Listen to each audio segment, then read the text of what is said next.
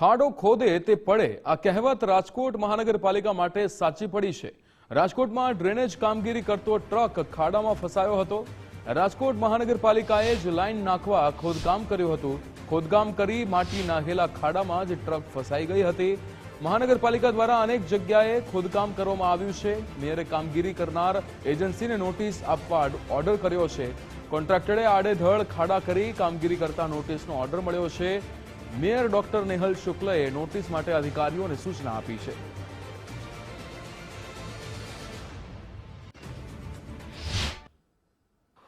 ગુજરાતીમાં એક કહેવત છે કે જે ખાડો ખોદે એ ખાડામાં પડે, અને આ કહેવત આજે સાચી પડી છે।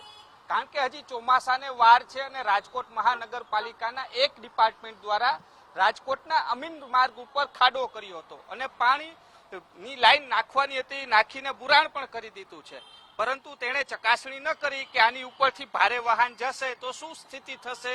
આજે એ જ પરિસ્થિતિ થઈ કે રાજકોટ મહાનગરપાલિકાનું બીજા ડિપાર્ટમેન્ટનું વાહન છે તે આમાં ફસાણું છે। આ દ્રશ્યો જોઈ રહ્યા છો તમે કે રાજકોટ મહાનગરપાલિકા છે, એક ડિપાર્ટમેન્ટ ખાડો કરે અને બીજું ડિપાર્ટમેન્ટ આ જ ખાડામાં પડે। આ જો આ કામ કઈ હમણાં પૂરું નથી થયું, ગત રોજે જ આ સ્થિતિ હતી ને આ બોર્ડ પણ દેખાડું તમને। આ બોર્ડ જો રાજકોટ મહાનગરપાલિકાનું ઉપર લોગો છે, કામ ચાલુ છે, રસ્તો બંધ છે। આ 2 દિવસ પહેલાથી અહીંયા કામગીરી ચાલુ હતી ને આજે એ સ્થિતિ થઈ છે। હજી તો ચોમાસું નથી આવ્યું, જો વરસાદ આવ્યો હોત અને આ બેસી ગયું હોત ને લોકોના વાહનો અહીંયા ફસાણા હોત તો શું સ્થિતિ થાત। આ રાજકોટ શહેરની અંદર આડેધડ ખાડા તો કરી નાખ્યા છે, પરંતુ માત્ર માટી નાખી દેવામાં આવી છે।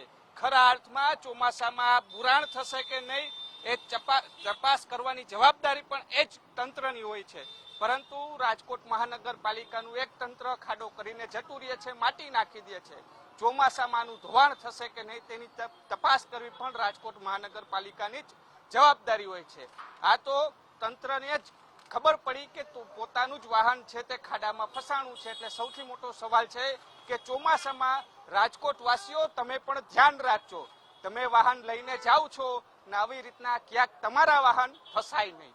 કેમેરા પર્સન અભય ત્રિવેદી સાથે રહીમ લાખાણી, ગુજરાત ફર્સ્ટ, રાજકોટ।